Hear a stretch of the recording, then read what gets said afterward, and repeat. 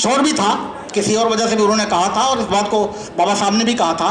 लेकिन आज के समय में जो मीडिया है और मीडिया का मैनेजमेंट है, उस पर भी नज़र रखने की ज़रूरत है। अगर हमारे पास संसाधन नहीं है कि हम अपना मीडिया क्रिएट कर सकें, हम अपने मीडिया, चाहे प्रिंट मीडिया हो चाहे इलेक्ट्रॉनिक मीडिया हो, अगर हम उसको क्रिएट नहीं कर सकते हैं तो जो एग्जिस्टिंग मीडिया है उस पर हम अपने ओरेटर्स के माध्यम से, अपने एक्सपर्ट्स के माध्यम से अपनी बात को रख करके लोगों तक पहुंचा सकते हैं, समाज के अन्य लोगों को पहुंचा सकते हैं और वो लोगों को जोड़ने में हमारी एक बहुत बड़ी मदद करेगी।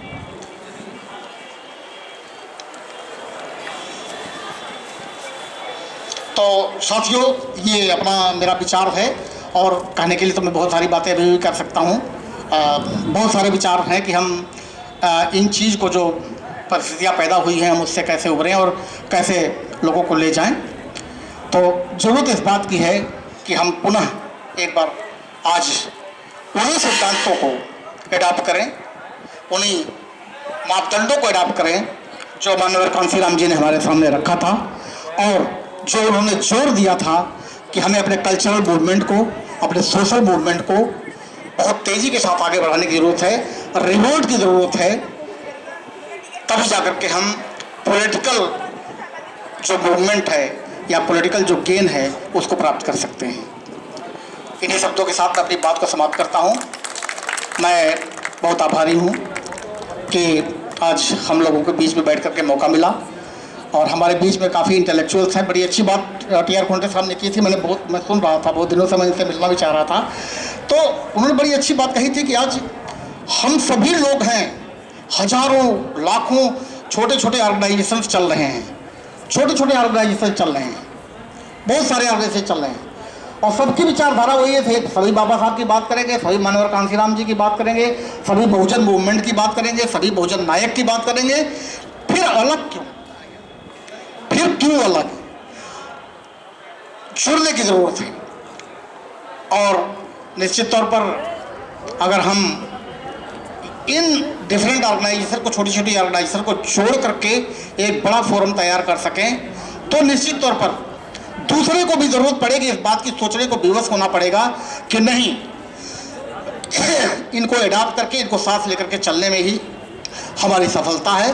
और अगर हम इससे विलग होंगे तो निश्चित तौर पर हमें वांछित सफलता नहीं मिल सकती है। तो ये एक बहुत बड़ा साधन है।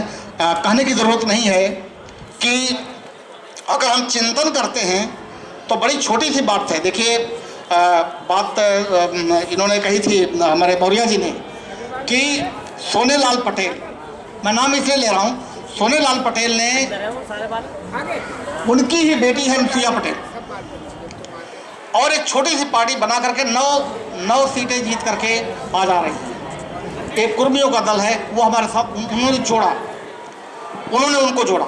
इस तरह से और भी छोटे छोटे दल हैं, छोटी छोटी पार्टियां हैं, भाजपा है, बसपा है।